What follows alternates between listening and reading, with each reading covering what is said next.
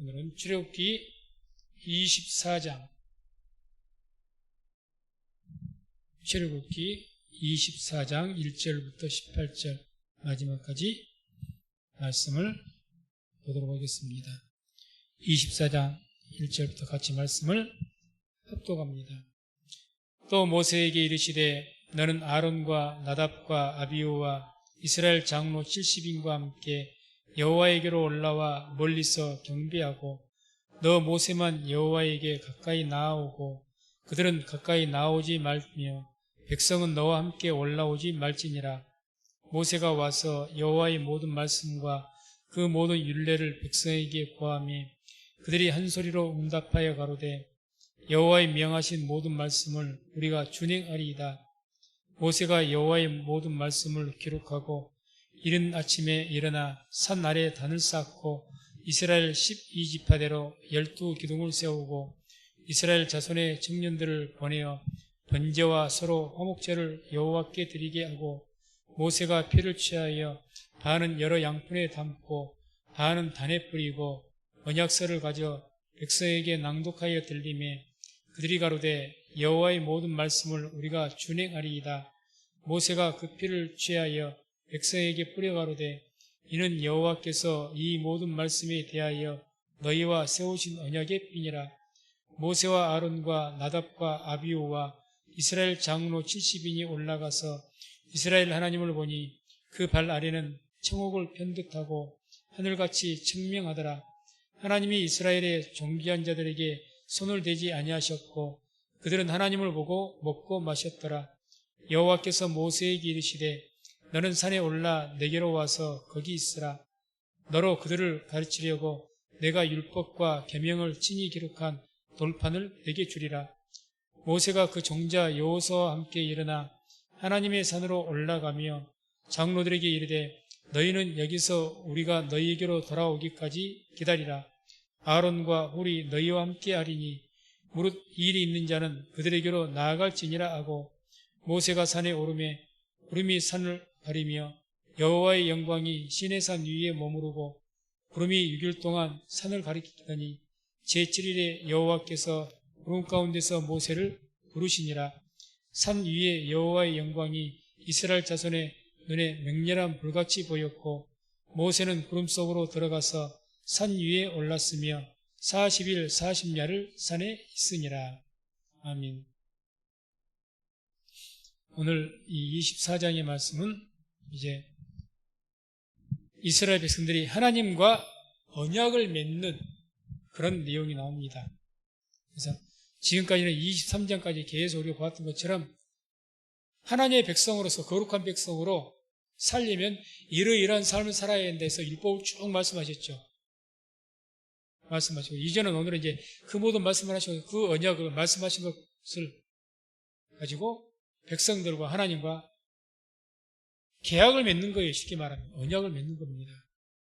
그래서 그런 내용이 오늘 중심으로 나옵니다. 그래서 1절, 2절 보면 하나님께서 그런 계약을 먼저 맺기 위해서 모세와 70장로, 이스라엘 지파의 대표라고 할 수가 있겠고 그 장로들을 하나님께서 부르십니다. 1절, 2절 보면 또 모세에게 이르시되 너는 아론과 나답과 아비후와 이스라엘 장로 70인과 함께 여호와에게로 올라와 멀리서 경배하고 너 모세만 여호와에게 가까이 나오고 그들은 가까이 나오지 말며 백성은 너와 함께 올라오지 말지니라. 하나님께서 백성들을 부르시는데 세 구분이 나옵니다. 그래서 백성들은 하나님의 산 호렙산에 성산에 올라오지 말아라. 산 아래에 있게 머물게 만드시고 그 다음에 70인 장로와 아론과 나답, 아비후, 아론의 그 자녀들이죠. 제사장들을 앞으로 삼은 그런 자녀들. 그들과 장로 70인이 산으로 와서 중턱에 있으라는 거죠. 거기에 머물러라. 그리고 그들은 중턱에 머물고 다 거기에 머물러 듣고 그 외에 그 모세만 하나님께로 올라오라는 겁니다. 구분을 합니다. 물론 그 산에 이스라엘 백성들이 전부 다 올라갈 수는 없겠죠. 그러나 70인 장로를 부르시고 아론과 그 아들들, 제사장들을 이렇게 불렀어도 일테면 성직자요 그런 자들임에도 불구하고 중턱에 머물게 하고 모세만 하나님의 이 성산에 부르게 한 겁니다. 그것은 이제 가장 모세를 가까이 한 것은 모세가 누구를 예표합니까? 앞으로 오신 메시아를 예표하는 분입니다. 메시아를. 그래서 그런 모세이기 때문에 하나님께서 직접 하나님 대면에서 볼 수 있도록 부르고 아론, 제사장들, 성직자죠. 또 70장로들도 이스라엘 백성을 대표하는 사람들이니까 오늘날 같으면 성직자와 다름이 없는 분들입니다. 지도자들이니까. 그들은 산 중턱에 머물러라. 그리고 백성들은 산 아래 머물러라. 세에서 분명하게 구별을 짓습니다. 이걸 통해 우리가 알 수 있는 것은 하나님께서 이미 구약시대는 더 그랬죠. 성직자와 일반 백성을 분명하게 구별을 딱 합니다. 구별을 해요. 그래서 성직자라고 오늘날의 성직자라고 할 수 있는 아론과 나답과 아비후 제사장들이니까 모세는 예수님 메시아를 예표하는 거니까 이제 예외로 하고 이 성직자 따로 백성들과 구별을 시킵니다. 그래서 이 성직자에 하나님의 기름 부음 받은 자라고 그러죠. 그러니까 메시아라고 하는데 예수님 이제 신약시대는 그리스도 그것은 헬라어고 메시아는 히브리어입니다. 똑같은 말이죠. 똑같은 뜻입니다. 기름 부음을 받은 자. 그래서 구약시대는 제사장, 왕, 선지자 이 세 직분을 가진 분들이 기름 부음을 받았습니다. 기름 부음 받았어요. 그래서 모세가 선지자 역할도 했고 제사장의 역할도 했고 지도자 역할도 있고 왕 역할도 있죠. 이스라엘 왕. 삼중직을 겸할 수 있는 겸해서 그래서 이 모세가 오신 메시아 예수님께서 삼중직에 가진 다 하나님 백성들의 나라 하나님의 나라의 왕이시요 예수님이 제사장이시요 그리고 지도자 선지자입니까? 그러니까 모든 것을 다 그러니까 그런 예수님이 예표하는 분이기 때문에 가정위로 그 다음에 일반 성직자들 제사장이나 이런 장로들 지도자들 이런 사람들 중간에 그 다음은 백성들 이렇게 분명하게 구별하신다는 거죠. 오늘날에는 이런 구별이 그러면 신약시대에 와서 오늘날 우리가 사는 이 시대에 와서 이런 성직의 구별이 있느냐 성직을 일반 성도들과 분명히 구별시키느냐 구별시킵니다. 어떤 분들은 이 베드로전서 2장 9절에 보면 그 베드로전서 2장 9절 보면 이 말씀을 가지고 이제 조금 부인도 하는데 보면 이런 말씀이 나오죠. 오직 너희는 택하신 족속이요 왕같은 제사장들이요 거룩한 나라요 그의 소유된 백성이니 이는 너희를 어두운 데서 불러내어 그의 기이한 빛에 들어가게 하신 자의 아름다운 덕을 선전하게 하려 하심이라. 그래서 여기서 너희는 택하신 족속이요 왕같은 제사장들이다 이렇게 표현했을 때 우리 모두에게 왕같은 제사장이라고 했지 않느냐. 그러니까 왕같은 우리가 제사장인데 이제는 신약시대는 모든 백성이 다 제사장인데 특별히 목회자하고 일반 성도에게 뭐가 다르냐. 똑같은 제사장인데 이렇게 이야기하면서 목회자를 특별히 구별시켜야 되는 것에 대해서 중요시 여기지 않고 그냥 목회자는 목회자이지만 일반 성도하고 다를 게 뭐냐. 그러니 또 지나치게 나가는 경우는 우리가 설교할 수도 있고 꼭 신학교만 나오고 그렇게 되느냐 깨달은 말씀 가지고 설교할 수도 있고 우리가 축복기도 해줄 수도 있는 것이지 그걸 목사라고 그렇게 그런 것이 어디 있느냐 이렇게 이야기한다는 거죠. 물론 우리는 그거 잘못됐지 그럼 성경이 그렇게 말하느냐 그 말이죠. 성경에서 다 같은 왕 같은 제사장이라고 하지 않느냐 그럼 다 같은 것이지 틀리냐 이렇게 대제사장은 예수님을 상징하는 거니까 대제사장은 예수님 상징하니까 인간이 돼서는 안 되는 것이고 그냥 제사장들은 우리 모두가 다 기다고 하지 않느냐 그렇게 이야기한다는 거죠.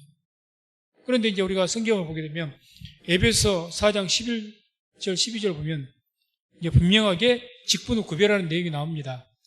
에베소 4장 11절 12절 보면 뭐가 잘못 찾았는 것 같은데 에베소서 4장 11절 12절인데 이런 말씀이 나옵니다. 그가 혹은 사도로 혹은 선지자로 혹은 복음 전하는 자로 혹은 목사와 교사로 주셨으니 이는 성도를 온전케 하며 봉사의 일을 하게 하며 그리스도의 몸을 세우리 하심이라. 해서 하나님께서 여러 가지 직분들 그러니까 사도로 선지자로 옛날 신약시대에는 사도 있었죠. 베드로 같은 사도 있었습니다. 지금은 없죠. 또 혹은 선지자. 옛날 그 예수님 시대마다 선지자가 있었습니다. 바울 시대도 있었으니까 선지자가 계속 이어져 내려왔어요. 선지자가 있었고 또 뭐 복음 전하는 자, 뭐 혹은 목사, 교사로 주셨다. 이런 모든 것은 하나님께 성도들을 온전케 하고 봉사일을 하게 하면서 그리스도의 몸, 교회를 세우게 하기 위해서 이런 직분들을 주셨다고 분명히 에베소서 4장 11절 12절에 말씀합니다. 그래서 분명히 구별을 지어요. 사도, 선지자, 복음 전하는 자, 목사, 교사, 일반 성도로. 여기서 이 말만 가지고도 아니 뭐 이걸 꼭 구별 짓고 그러니까 쉽게 이 말이죠. 아니 이 여기서 목사, 교사 이렇게 나눴다 하지만 뭐 교사나 성도가 이 사람들 목사에게 뭐 순종하라 뭐 그런 거 없지 않느냐. 뭐 가르치는 직분이면 그 직분이고 그렇지. 거기에 순종을 해야 되고 뭐 그런 것이 없지 않느냐. 한마디로 영적인 위아래를 말하는 것은 아니지 않느냐. 그렇게 해서 이제 이 교회 위계 질서를 무너뜨리는 그런 분들이 있습니다. 다 같다는 거죠, 한마디로. 그러니 뭐 굳이 모든 교회에서 이게 무너지면 교회는 다 무너지거든요. 그러지 않습니까? 목회자 중심으로 해서 목회자에 의해서 어떤 것에 대해서 이야기했을 때는 거기에 성도들은 협력하면서 순종하면서 따르고 이렇게 돼야 교회가 세워지는 것은 상식적으로 누구든지 다 합니다. 다 같은 왕같은 제사장이라고 뭐 목사나 마나 나도 뭐 장로고 나도 뭐 권사고 나도 안수집사니까 나도 한마디 하고 우리 이렇게 합시다. 목사님 말 내가 보기엔 안 맞는 것 같으니까 그런 교회가 되겠습니까? 누가 봐도 이건 안 되는 거예요. 사공이 많으니까. 일반 세상에서는 그걸 허용하지 않습니다. 어떤 조직체에서 거기에 장이 없이 그냥 막 장이 여러 명이 돼갖고 막 이 사람이 끌고 그런 데가 어디가 있답니까? 세상에서도 없어요. 그것은. 세상에서는 더 위계질서가 더 분명하죠. 더 분명하죠. 근데 거기서는 거기에 장말을 안 들으면은 회사에서는 해고돼요. 누가 그 직원 놔둔답니까? 사장 말 안 듣는 부장 거기 놔두겠어요. 퇴직시켜버리지. 가만 안 둬요. 특히 군대 같은 데 그냥 놔둡니까? 이유가 없이 복종을 말하죠. 성도를 이제 영적인 군사라고 하는데, 그럼 교회도 분명히 영적인 질서가 있다는 겁니다. 근데 이런 말을 가지고 그걸 무너뜨린다는 거죠. 그런데 성경에도 또 이 말씀 말고 분명하게 위계 질서를 딱 세워버리는 말씀이 있습니다. 두말할 필요가 없이. 그게 이제 고린도전서 12장 27절 28절이에요. 고린도전서 12장 27절과 28절 보면은 이 말씀을 같이 한번 한 목소리로 같이 합독하겠습니다. 너희는 그리스도의 몸이요 지체의 각 부분이라. 하나님이 교회 중에 몇을 세우셨으니 첫째는 사도요, 둘째는 선지자요, 셋째는 교사요, 그 다음은 능력이요, 그 다음은 병 고치는 은사와 서로 돕는 것과 다스리는 것과 각종 방언을 하는 것이라. 아멘. 여기에서 말씀 보면은 너희는 그리스도의 몸이다, 교회의 몸이다, 각 지체 부분이다 이렇게 말씀하시고 하나님께서 이 교회를 위해서 며칠 세우셨다. 그 첫째가 사도. 근데 사도의 시대는 이제 지났지 않습니까? 지났어요? 옛날 이 성경 쓰는 시대에 있었지만. 그 다음에 선지자도 역시 둘째가 선지자인데 지났습니다. 셋째가 교사인데 이것이 오늘날의 말씀을 가르치는 이제 목사를 의미하는 거예요. 목사. 말씀을 가르치는 교사. 그 다음이 이제 능력이요. 그러니까 이제 뭐 은사가 있잖아요.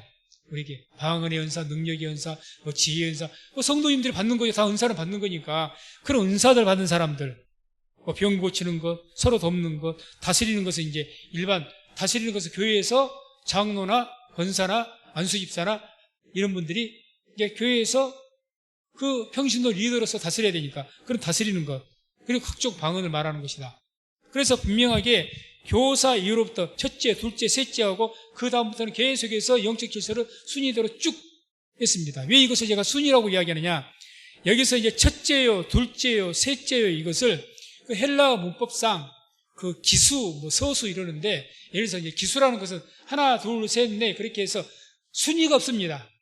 하나, 둘, 셋, 넷 개 그냥 넘버링만 하는 것이 1번, 2번, 3번 하는 것은 2번이 낮고 1번이 더 높고 이게 아니에요. 그냥 순서예요, 순서. 그걸 이제 기수라고 하고 서수 이렇게 표현되는 이 서수라는 그 의미는 뭐냐? 첫 번째가 가장 높고 그 다음 둘째가 그 다음 밑이고 그 다음 셋째가 세 번째고 이게 첫째, 둘째, 셋째예요.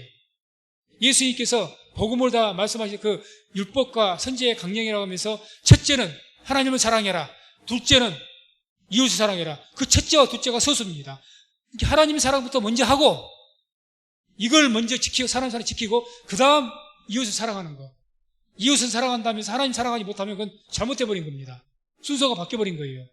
그 첫째, 둘째를 한 것처럼 여기도 첫째, 둘째, 셋째 한 겁니다. 그래서 첫째란 말이 프로톤이라는 단어를 쓰는데 이게 서열을 가리키는 거죠. 서열.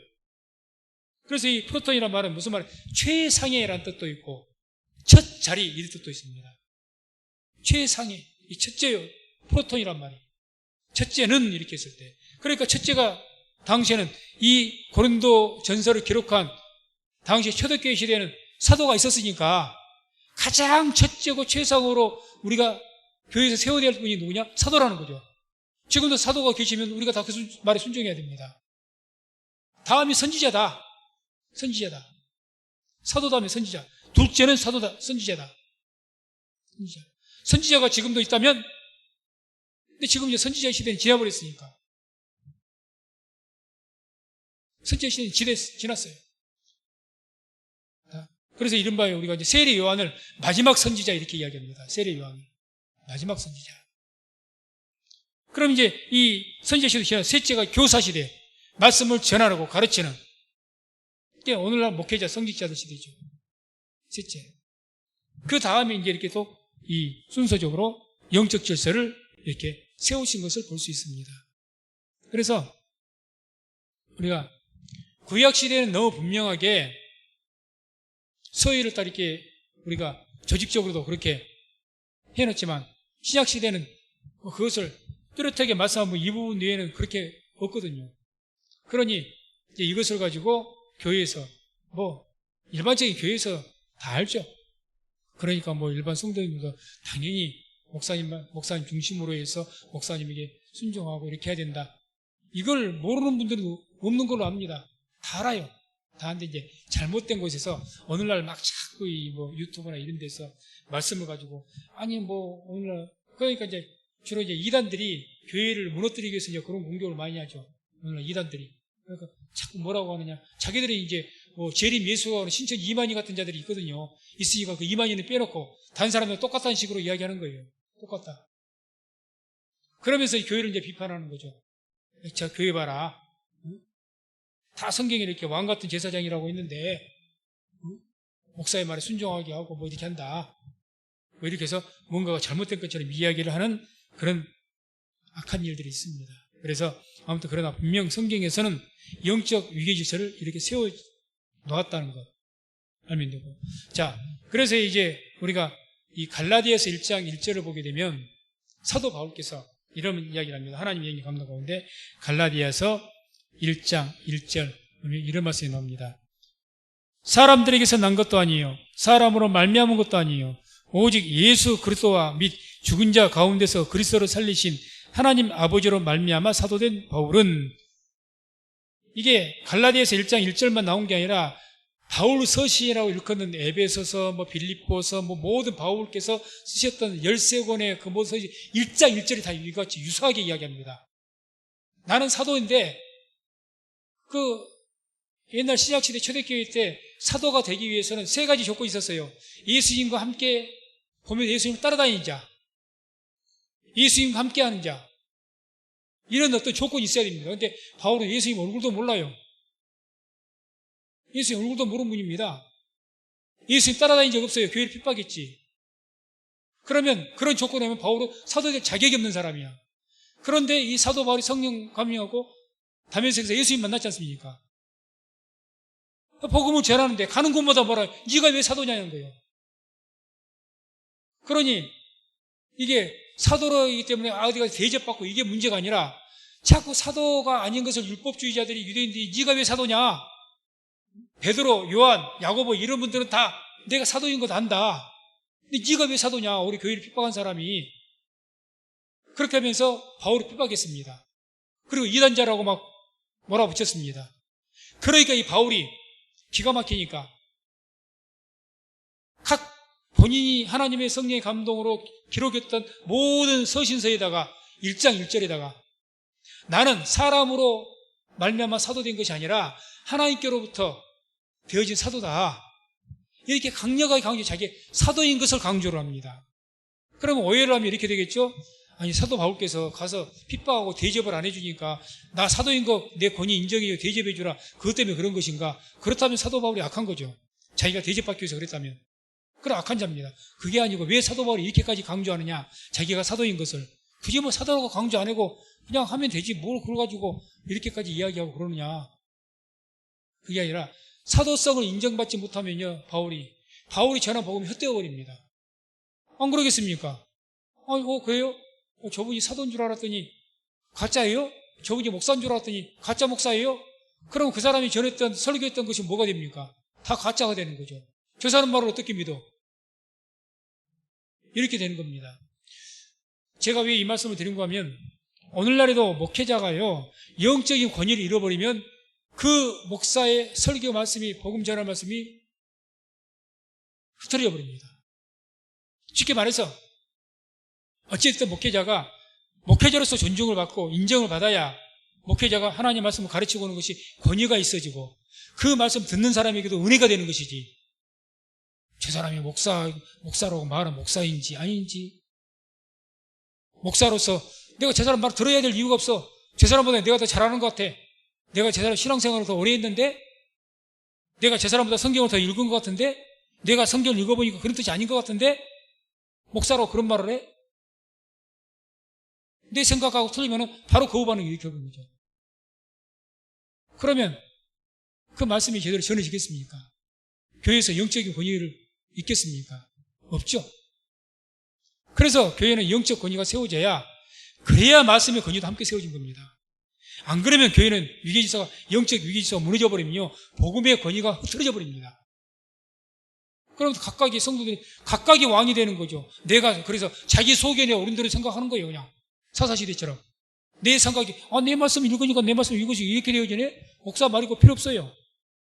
이거 뭐 이런 말씀 같은데 왜 목사는 저렇게 이야기하지? 난 이렇게 알고 있는데 왜 저렇게 이야기하지? 뭘 받아들일 겁니까? 권위 잃었는데. 그래서 이 디모데전서 4장 12절을 보게 되면 거기에 가장 그 제자들 중에서 바울께서 사랑했던 그 제자 중에 제자 중에 하나가 디모데였어요. 디모데라는. 이분 이제 목회자거든요. 교회를 딱 맡겼어요. 목회자입니다. 오늘 목사인데. 그러면서 그에게 이 편지를 쓰면서 이렇게 이야기해요. 디모데전서 4장 12절을 보면 이런 말씀이 납니다. 4장 15절. 디모데전서 4장 12절. 빨리 찾아주시고. 못 찾은 것 같은데. 디모데전서 4장 12절 보면 이런 말씀이 나옵니다. 누구든지 내 연소함을 업신여기지 못하게 하고 말과 행실과 믿음과 정절에 대하여 믿는 자에게 본이 되라. 이런 말씀이 나오거든요. 누구든지 내 연소함을, 디모데가 좀 나이가 어렸던 모양입니다. 이분이 성도들에 비해서. 그럴 수가 있죠. 목회자가 30대 초반일 수도 있는 것이고, 내 연소함을 업신여기지 못하게 하고, 업신여기지 말라는 겁니다. 네가 목사인데 성도들이 너를 함부로 여기고 말도 안 듣고 순종하고 불순종하고 대들기나 하고 그렇게 해서 목사가 꼴이 그게 뭐냐, 목사의 품위를 지켜라, 이런 의미가 아닙니다. 목사가 목사로서 성도들 앞에서 인정을 받지 못하고 세움받지 못하면요, 그 목사가 전해지는 복음이 헛되어 버립니다. 복음도 상식적으로 생각해도 목사로 인정이 돼야 내가 은혜를 받는 것도, 저분이 진짜 하나님께서 우리 성민순복음교회 보내신 목사님이시야, 이게 인정이 돼야 말씀을 전할 때 은혜가 되는 거예요. 왜? 그 권위대로 받는 거니까. 하나님께서 보내신 분이야,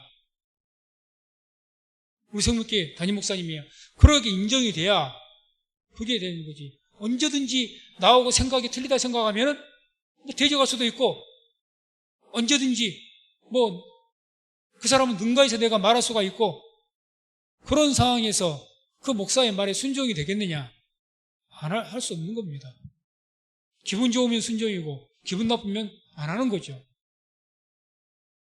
말씀도 내 마음에 내가 듣고 싶은 말을 들으면 아멘 하는 것이고, 내가 듣기 싫은 말씀을 선포하면 싫은 것이에요. 그래 될 수밖에 없지 않겠습니까? 그럼 어떻게 교회에서 말씀이 세워지죠? 안 세워지는 거예요. 그러니까 지금 디모데에게 바울이 너 절대 업신여김 받지 말아라. 저도 항상 이 말씀 붙들고 제 나름대로 그것을 뭐 업신여김 받지 않는 것이 뭐 힘으로 하겠습니까, 목사가? 그렇게 될 수도 없는 것이고. 그래서 뒤에 보면 말과 행실과 믿음과 정절에 대하여 믿는 자에게 본이 되라. 별 수 없는 거죠. 목회자는 무조건 말씀과 기도를 통해서 본인이 업신여김 받지 않아야 되는 겁니다. 영적으로 해서 권위를 세움받아야지. 그걸 힘으로 하겠습니까? 내 따르는 무리가 많으니까 힘으로 누르려 하겠습니까? 뭐 돈으로 누르겠습니까? 그래서는 안 되는 것이고. 어쨌든 목회자는 자기의 직분을, 자기의 사명을 잘 감당하기 위해서는 쉬지 않고 기도해야 되고, 말씀 깊이 묵상하고 연구해서 그런 말씀과 기도로 영적 권위를 세워나가는 것이고, 성도는 그러기 이전에 목사가 할 일이 그거라면 성도님들은, 목사는 하나님께서 기름 부으신 성직입니다. 성직. 따로 구별하는 거라는 거죠. 우리하고는. 따로. 왜? 목회자들에게는 하나님 말씀과 기도로 교회 성기라고 따로 구별했단 말입니다. 따로. 성도들하고는 다르게. 그렇게 다르게 여겨주고, 또 그분들은, 성직자들은, 목회자들은 그 일을 위해서 전념을 다하라고. 사도행전의 7장 보면 그냥 교회 내에서 부재의 문제 때문에 다투지 않습니까? 헬라파, 헤브리파. 그래서 왜 우리는 더 안 나눠주느냐 해서 헬라파가 소원에서 다투니까 그 뒤에 이 사도들이 깜짝 놀래갖고 뭐라고 합니까? 이제 이후로는 우리가 말씀과 기도에 전무할 것이다. 막 그 교회 일, 행정일에 하다가 막 나눠주고 구제하는 일에 막 거기에 사도들이 애쓰다가 그냥 교회가 문제가 생겨버린 거예요. 그때 깨달은 것이 그래서 우리가 이후로는 말씀과 기도에 전무하겠다 해서 그때 집사들 7집사 세운 것 아닙니까? 그 일은 뭐로? 교회 내부 일, 행정일 집사들이 다 해라. 오늘 같은 권사 항종인들이 다 해라. 그리고 우리 사도의 목회자는 뭘 하겠다? 말씀과 기도에 전무하겠다는 거죠. 그러니 교회가 평안해서 세워져 갔다 그러지 않습니까? 그래야 맞는 거죠. 그래야 교회가 세워지는 겁니다. 그래서 이것은 교회가 세워질 때 이렇게 영적 질서가 반드시 세워져야 됩니다. 그래서 그런 개념을 아시고 우리 성도님들께서 목회자를 위해서 기도해 주시고, 목회자는 목회자로 그 직분을 잘할 수 있도록 목사가 말씀과 기도에 깨어 있어야지. 그거 빼면 목사 아닌 거죠. 그 목사 아닌 거죠. 그것은 그것에 전무하라고. 그래서 그것을 위해서 다른 것에는 일에 신경 쓰지 않고, 그건 이제 성도님들이 섬기시면서 목사는 말씀과 기도에만 막 집중하시라고. 이렇게 기도해 주시고 협력해 주시면 우리 성민교회도 사도행전에 나온 것처럼 교회가 든든하게 세워지는 역사가 있을 줄로 믿습니다. 그 다음에 이제 3절을 보면 이제 여기에서 하나님께서 모세와 70장로로 불러서 이제 계약을 할 때 그 주님께서 그동안 말씀하셨던 것에 대해서 묻죠. 그랬더니 백성들이 거기서 아멘하고 응답을 합니다. 3절 보면 모세가 와서 여호와의 모든 말씀과 그 모든 율례를 백성에게 고하며 그들이 한 소리로 응답하여 가로되 여호와의 명하신 모든 말씀을 우리가 준행하리이다. 하나님께서 모든 말씀을 우리가 준행하겠습니다. 뭐 당연한 것이겠지만 이렇게 말한 거죠. 율법의 약속은요, 순축 불저, 제가 가끔 그 이야기죠. 순종하면 축복이고 불순종하면 저주.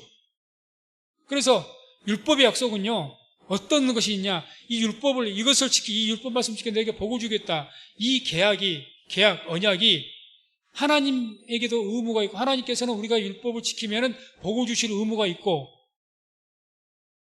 우리는 율법을 지켜야 될 의무가 있고, 그래서 양쪽에다 의무가 있다 해서 쌍무 언약이라고 있습니다. 그래서 복을 받는 것은 율법을 지켜야 복을 받습니다. 오늘날도 하나님의 계명을 지켜야 복 받습니다. 계명 안 지키고 이 땅에서 복 못 받습니다. 건강의 축복, 자손이 잘 되는 축복, 내 삶이 형통한 축복, 행복한 축복 못 받습니다. 복 받는 것은 똑같아요. 율법과 똑같습니다. 영적인 구원만 믿음으로 받는 것이지. 그래서 여기에 이 백성들이 너희가 이러이러한 율법의 말씀을 다 선포했으니까 너희가 앞으로 이 말씀을 지키고 너희가 복을 받겠느냐? 그랬더니 아멘 했다는 거죠. 우리 지키겠습니다. 십계명 지키겠습니다. 하나님께 주신 모든 말씀 지키겠습니다. 그렇게 언약했다는 거죠. 거기에 대해서 이제 4절에서 8절을 쭉 보게 되면 이제 하나님 앞에 백성들 언약을 맹세를 했죠. 하나님께서는 약속하셨죠. 이게 이제 계약이 체결이 돼야 될 것 아닙니까? 그래서 그 계약을 지켜야 되는데 어떤 양쪽 당사자가 계약을 맺으려고 할 때 요즘에 누가 있습니까? 중개인. 집 사고 파는 것도 중개인이라는 게 있잖아요. 사는 사람이 있고 파는 사람이 있고. 근데 이것을 갖다 중간에서 역할해 준 사람이 중개인이죠. 그 중개, 하나님과 백성 사이의 언약 이 두 사이에서 중재자가 된 분이 바로 모세였습니다. 중재자. 그리고 오늘날 이 시대에도 하나님과 우리 사이에서 우리가 죄 때문에 하나님께 저주가 받아서 버림받게 되는데 하나님과 우리 사이에서 중개되신 분이 누구냐? 중재자가 되신 분이 예수님 아닙니까? 예수님이죠. 그런 것처럼 모세가 중재자가 된 거예요. 중보가 된 거죠. 그게 이제 4절에서 8절까지 이 중개자로서 할 일들을 쭉 합니다. 중보자로서. 백성과 하나님 사이에서. 이 죄 문제 씻어야 될 것 아닙니까? 하나님과 언약을 맺게 하려면 죄가 없어야 되니까. 거기서 이제 4절에서 8절을 쭉 말씀 보게 되면 이런 말씀들이 나옵니다. 모세가 여호와의 모든 말씀을 기록하고 이른 아침에 일어나 산 아래 단을 쌓고 이스라엘 12지파대로 12기둥을 세우고 이스라엘 자손의 청년들을 보내어 번제와 소로 화목제를 여호와께 드리게 하고 모세가 피를 취하여 반은 여러 양푼에 담고 반은 단에 뿌리고 언약서를 가져 백성에게 낭독하여 들리매 그들이 가로되 여호와의 모든 말씀을 우리가 준행하리이다. 모세가 그 피를 취하여 백성에게 뿌려 가로되 이는 여호와께서 이 모든 말씀에 대하여 너희와 세우신 언약의 피니라. 그래서 하나님께서 시내산에 올라가서 모세가 하나님의 말씀을 받았지 않습니까? 그 말씀을 가지고 백성들에게 산 밑에 내려가서 그 말씀 전부 율법 말씀들이 읽었어요. 뭐 우상을 숭배하지 말라, 뭐다지 살인하지 말지니라 했더니 백성 다 아멘 아멘 했단 말입니다. 그래서 우리가 이 말씀 율법을 지켜야겠습니다. 언약을 했어요. 아멘해서 응답을 했습니다. 그랬더니 이제 이 모세가 제사를 드리고 그 짐승의 피를 가지고 담아왔던 그 피를 그것을 단을 제단에 희생 고기를 드렸던 그 단에 뿌리고 그 다음에 백성들에게 피를 뿌려서 언약을 맺었다는 것을 모세가 씻게 되면 증인이 되는 거죠. 중재자가 돼서 중보자가 된 겁니다. 하나님과 우리를 사이에서 딱 중보를 시킨 겁니다. 이때는 피의 언약이죠. 이게 피의 언약. 첫 번째 구약시대 피의 언약. 피로써 맺은 언약입니다. 하나님 우리 사이에 너희가 이 말씀 지키면 내가 너희들을 복주겠다. 안 지키면 저주받는다 이거죠. 그 언약을 이제 세운 겁니다. 거기에 중보가 된 거죠. 그래서 히브리서 9장 19절 29절 보면 히브리서 9장 19절과 20절을 보면 이런 말씀이 나옵니다. 모세가 율법대로 모든 계명을 온 백성에게 말한 후에 송아지와 염소의 피와 및 물과 붉은 양털과 우슬초를 취하여 그 책과 온 백성에게 뿌려 이르되 이는 하나님이 너희에게 명하신 언약의 피라. 구약시대의 언약의 피입니다. 구약시대의 옛 언약의 피, 피로 세운 언약의 피, 짐승의 피로 약속을 했지 않습니까? 이게 이제 신약시대는 뭐로 바뀌어요? 새 언약의 피로 바뀌잖아요. 구약시대는 옛 언약의 피, 짐승의 피로, 짐승으로 제사 드렸으니까 그 피로 하나님 앞에서 맹세했던, 약속했던 그 언약의 피고, 그게 이제 옛 언약의 피고, 우리에게 주어진 것은 새 언약의 피죠. 새 언약의 피. 새 언약의 피. 히브리서 9장 15절에 이런 말씀이 나옵니다. 히브리서 9장 15절에 이를 인하여 그는 새 언약의 중보니 이는 첫 언약 때에 범한 죄를 속하려고 죽으사 부르심을 입은 자로 하여금 영원한 기업의 약속을 얻게 하려 하심이니라. 한마디로 그는 새 언약의 중보니 예수님께서 새 언약의 중보이십니다. 새 언약의 중보. 새 언약은 어떤 피입니까? 예수 그리스도의 피로 맺은 거죠. 이제는 옛 언약은 짐승의 피였고, 그래서 히브리서 9장을 쭉 읽어보십시오. 피 언약에 대해서 말합니다. 히브리서 9장이 쭉 한 장을 읽어보면 옛날 제사와 신약시대의 제사, 옛날 제사는 온전치 못한 제사는 피에 짐승의 피로 드렸고, 신약시대의 온전한 제사는 예수의 피로, 영원한 흠이 없는 피로 예수의 피로 드렸다고 강조한 것이 히브리서 9장 말씀입니다. 전체가. 예수님이 중보자이시죠. 중보자. 그래서 히브리서 10장 11절 14절 보면, 히브리서 10장 11절부터 14절 보면, 제사장마다 매일 서서 섬기며 자주 같은 제사를 드리되 이 제사는 언제든지 죄를 없게 하지 못하거니와 오직 그리스도는 죄를 위하여 한 영원한 제사를 드리시고 하나님 우편에 앉으사 그 후에 자기 원수들로 자기 발등상이 되게 하실 때까지 기다리시나니 저가 한 제물로 거룩하게 된 자들을 영원히 온전케 하셨느니라. 아멘. 구약시대 제사 한마디로 제사는 죄를 온전하게 없애지 못한다. 그때뿐이다. 그런데 이제는 이 예수님 이후에 예수께서 죽으심으로 드린 이 제사는 영원한 제사다. 오직 그리스도는 죄를 위하여 한 영원한 제사를 드리시고, 영원히. 그래서 우리를 온전케 하셨다. 새 언약을 이야기합니다. 새 언약이. 그래서 새 언약의 피로 맹세하시면서 우리에게 기념하라고 하셨던 것, 바로 지난주 주일날 했던 것, 성찬식이죠. 성찬식을 말씀하실 때 예수님께서 이것은 내 피를 세우신 새 언약이니 이 잔을 너희가 마셔라. 이 살을 너희가 먹어라. 새 언약의 피로 말씀하지 않습니까? 그래서 이와 같이 지금 이 시대는 예수님께서 우리의 중보가 되셔서 새 언약의 피로 우리를 하나님과 그 어떤 언약을 맺게 한 어떤 언약입니까? 복음의 언약이죠. 새 언약이죠. 옛날 율법의 구 언약이 아니라 새 언약. 새 언약이. 9절에서 10절까지 보게 되면 이제 거기에는 이 모세와 70장로가 하나님을 만난 그런 내용이 납니다. 70장로는 지금 어디에 있습니까? 산 중턱에가 있죠. 중턱에가.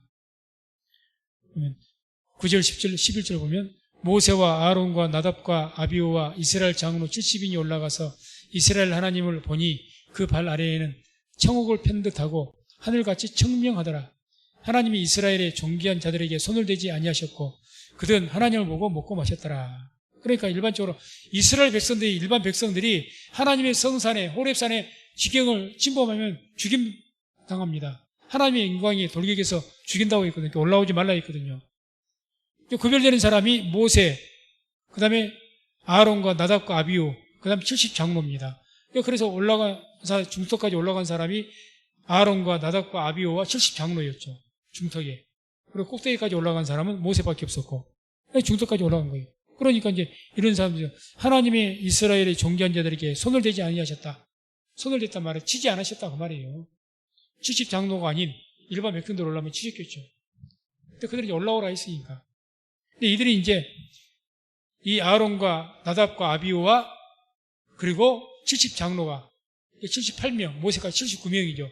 이 79명 된 이 하나님의 백성들이 그 하나님의 성산 중턱에서 어떤 표현이 납니까? 참 의미 있는 표현이 납니다. 맨 마지막 그 11절 마지막 끝에 그들은 하나님을 보고 먹고 마셨더라. 이게 참 중요한 의미입니다. 아니, 먹고 마신 게 뭐 그렇게 중요한 일이라고 성경에 기록하시고 의미 있게 말씀하셨을까? 우리가 성경을 기록된 말씀들 볼 때 예수님 돌아다니실 때 복음서 쓴 것도 볼 때 3년 반 동안 주님께서 말씀하신 것이 성경에 기록된 것밖에 없어서 다 받아서 적는다면 책 몇 권은 되될 것 아니겠습니까? 사도 바울이 말씀을 가르치고 전한 것들, 아니 신약 성경의 복음서에 기록된 것밖에 그 말씀들을 그것밖에 안 하셨을까요? 수백 수천 권 써야 될 겁니다. 사도 바울 못해 13년간 돌아다니면서 복음을 전했는데, 그런데 그 많은 말들이 압축하고 가장 핵심적이고 가장 된 것만 다 엄선해서 집약시켜놓고 이 성경 지금 말씀이에요. 한마디로 성경의 말씀 하나 1.1개라도 그래서 흐트러짐이 없는 것은 버릴 것이 없는 거예요. 그 모든 말씀들 다 이미 뺐고 정말 꼭 기록한 말씀들만, 우리에게 하신 말씀들만 적어진 것이 성경이라는 겁니다. 그걸 우리가 염두를 내두시고 성경을 읽어야 돼요. 이것은 별로 하나님 보고 먹고 마셨더라? 그랬는가 보다. 물론 우리가 그렇게 생각, 그게 아닙니다. 이런 말씀을 의도적으로 지금, 그 중간 중턱에서 하나님 만났는데, 거기에서 굳이 이 말씀, 하나님께서 이 70장로들이 뭔 말씀을 하셨는지, 또 어떤 특별한 일이 있었는지, 그런 말씀들이 아니고 그냥 먹고 마셨답니다. 이걸 통해서 우리가 알아야 됩니다. 하나님 앞에서 먹고 마시는 것이 하나님과의 연합이고 성도 간의 연합이고 하나님께서 지극히 아름답게 보시는 겁니다. 이걸 기억하시기 바랍니다. 시편 133편 1절부터 3절까지가 뭡니까? 주의 성도들, 성도가 연합하여 동거함이 어찌 우리 선하고 아름다운고, 그 연합이 뭐가 포함되어 있는 줄 아십니까? 그 성도들이 하나님께 제사 드리면서 먹고 화목제로 제사를 드리거든요. 속죄제, 속건제 외에는 다 일반적으로 절기라 유월절이 됐든 실제 이럴 때 대부분 다 속죄제, 속건제가 아니고 화목제로 드립니다. 화목제는 불로 태워서 번제로 드리는 것이 아니고 가죽하고 내장하고 이런 것만 피만 태워서 하나님께 제사 드리고 고기는 전부 나눠서 먹었습니다. 성직자에게 일부러 주고 가슴하고 흔든 뒷다리 이런 것들은 구별되어서 제사장들에게 레위인들에게 드리라고 했으니까 구별해서 그 성직자에게 드리고 나머지는 성도들이 다 나눠 먹었어요. 제사 드리고. 화목제입니다. 화목제. 그렇게 해서 모여가지고 절기 때 모여갖고 성도들이 예루살렘 성전을 중심으로 해서 모여서 그 먹고 마시면서 연합한 모습을 보시고 주님께서 하나님의 감동으로 쓰여진 시가 시편 133편이라는 거예요. 하나님의 성도들이 연합하여서 동거하며 연합한 것이 어찌 그리 선하고 아름다운 거. 거기 하나님께서 너에게 하나님께 축복하셔서 어떻죠? 영생을 축복으로 하십니다. 영생을. 아름답게 보시고. 그래서 우리가 교회 안에서 오늘날도 우리가 교회에서 하나님을 예배하고 애찬하고 나누는 것, 하나님 앞에서 먹고 마시는 행위입니다. 하나님 앞에서. 이걸 하나님께서는 지극히 아름답게 보신다는 이야기죠.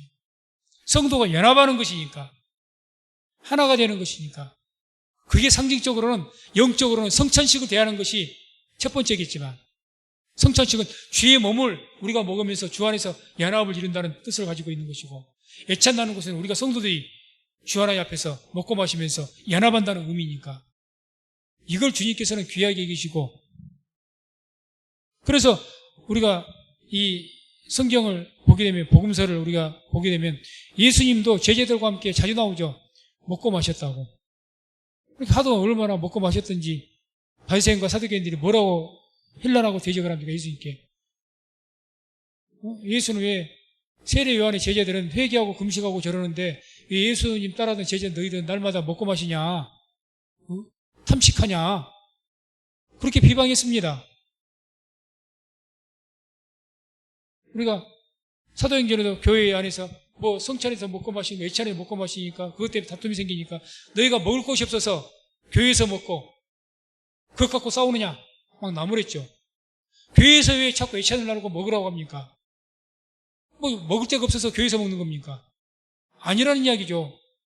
집에 가서 먹으면 돼요. 교회에서 먹는 것, 같이 믿는 성도들이 함께 앉아서 예찬을 나누는 것, 그걸 하나님께 기뻐하시고 그걸 통해서 교회 연합을 이루어 나가신다는 것, 이걸 우리가 잊으면 안 됩니다. 잊으면 안 되는 거죠.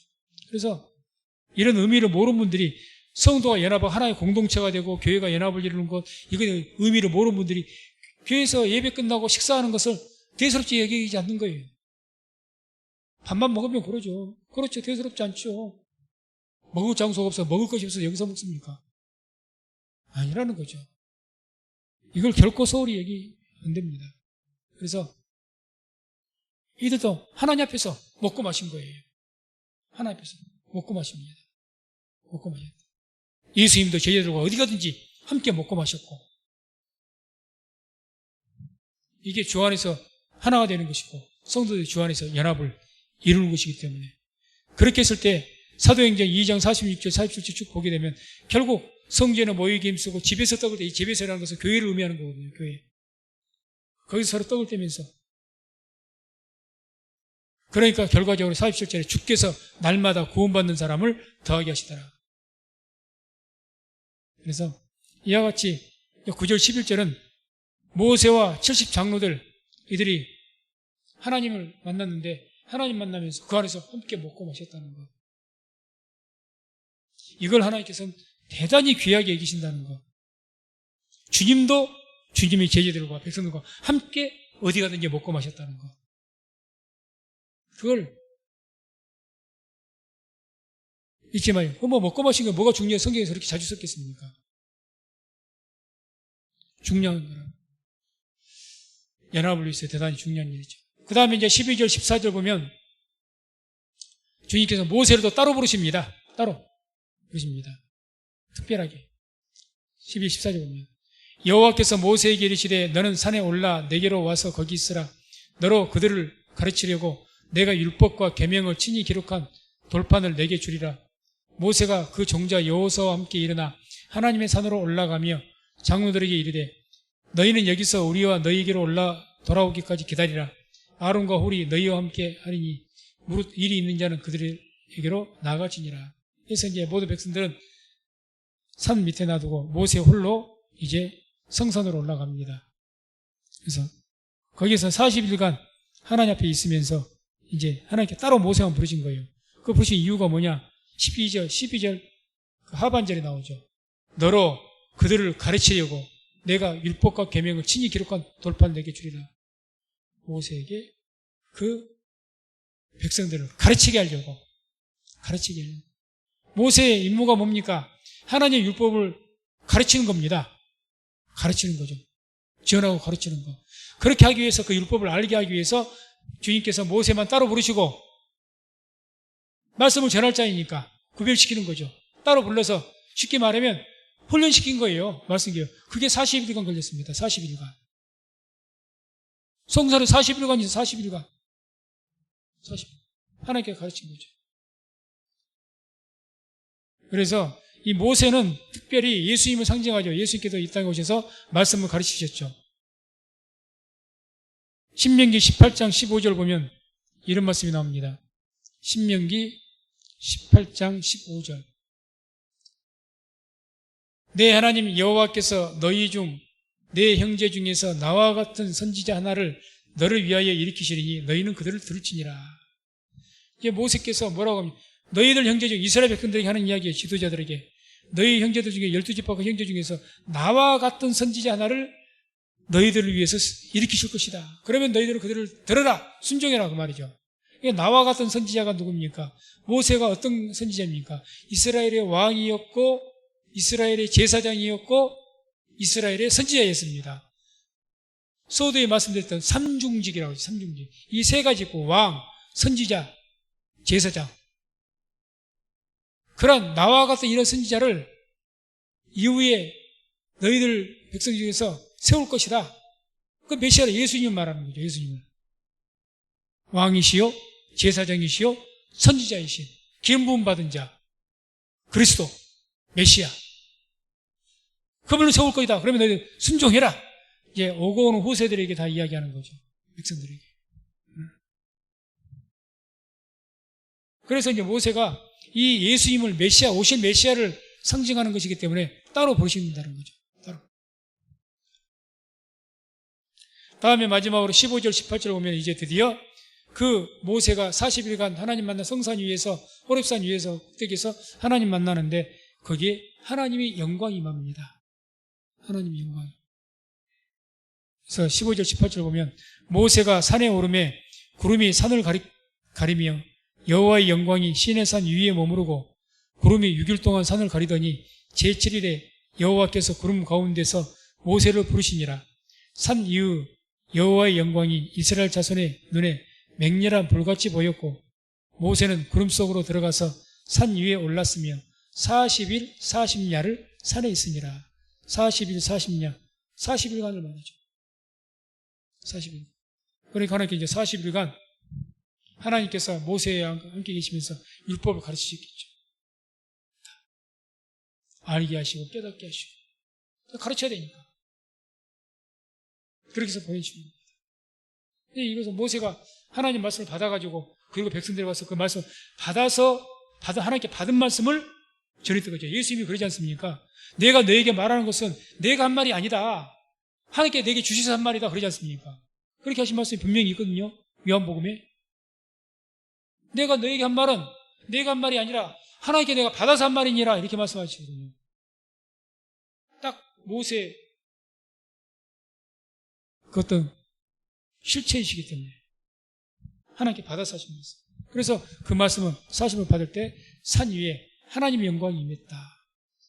그게 이제 벌겋게 뭐 어떻게 특별한 신비한 어떤 역사가 있었겠죠. 그래서 모세가 하나님께서 기름 부으신 그 하나님의 종이라는 것을 분명하게 증거하신 거죠. 증거한 겁니다. 그래서 이게 현실적으로 신약시대에 어떻게 성취가 됐느냐? 예수님께서 승천하시면서 뭐라고 이야기하십니까? 이제 너희가 예루살렘을 떠나지 말고 여기에 머물러라. 그럼 하나님 약속하신 것을 너희가 보내실 것이다. 예수님께서 신이 말씀하지 않습니까? 그 예수 그리스도이여 하나님의 성령을 너희가 보낼 것이다. 그 성령님이 오순절날 임하셨습니다. 성령이 임하신 사건이 바로 이것과 같습니다. 하나님의 성산 위에 하나님의 임재하심 가운데 하나님의 영광이 나타났던 것처럼 이 메시아 모세 그 그림자가 이제 모세지만 모세로서 보여주신 상징적으로 오실 메시아를 보여주신 그 실체 메시아가 예수님이 승천하시고 하나님의 성령이 임하심으로 이 예수님이 성령 임하심으로 뭘 증거한 겁니까? 예수님이 메시아인 것을 증거하지 않습니까? 그 사도행 2장을 보세요. 성령이 임하시니까 그 사도들이 120명의 제자들이 하나님 성령 충만하고 각종 방언을 말하며 하나님을 높이는 것을 말했다지 않습니까? 그래서 예수님을 증거하게 되고 성령 임재하시면 누구로 증거합니까? 다 예수님 증거하죠. 이제 예수님. 그래서 이와 같이 모세는 예수님의 그림자였습니다. 그림자였어요. 그래서 이와 같이 하나님께서 이스라엘 백성들에게 모세를 통해서 이스라엘 백성들을 어떻게 인도하실 것인지 또 모세를 통해서 오실 메시아에 대해서도 예언하시고 이런 모든 말씀을 주신 것을 볼 수가 있습니다. 그래서 하나님께서는 이해나 지금이나 백성들과 언약을 하십니다. 약속을 하신다는 거죠. 약속. 그 약속을 하시고 그 약속은 반드시 변함없이 지키십니다. 다른 것은 구약 시대에는 하나님과 우리가 같이 서로 간의 의무를 가지고 하나님께 우리에게 축복하실 의무, 우리는 그 지켜야 될 의무, 서로가 의무를 졌던 쌍모 언약이었고 예수 이후 시대는 하나님께서 편모 언약으로 일방적으로 약속하시죠. 내가 너희들에게 복을 주겠다.